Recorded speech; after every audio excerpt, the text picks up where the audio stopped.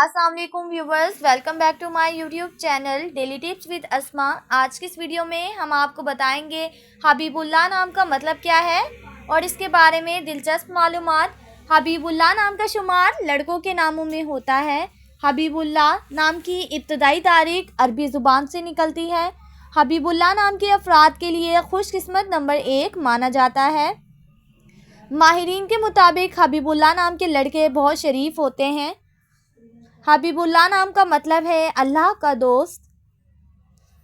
हबीबुल्लाह नाम के लड़कों के लिए खुशकिस्मत दिनों में बुध और जुमे का दिन शामिल है। हबीबुल्लाह नाम के अफराद के लिए मुवाफिक रंगों में सब्ज़ और पीला रंग शामिल है। हबीबुल्लाह नाम के अफराद के लिए मुवाफिक पत्थरों में फ़िरोज़ी पत्थर शामिल है। खुशकिस्मती वाली धातों में हिंसों के हिसाब से कांसी और तांबा शामिल है। फ्रेंड्स, अगर आप अपने नाम का मतलब जानना चाहते हैं तो कमेंट बॉक्स में अपना नाम लिखें। इंशाल्लाह हम आपके नाम की वीडियो ज़रूर बनाएंगे। Thanks for watching. अल्लाह हाफिज़।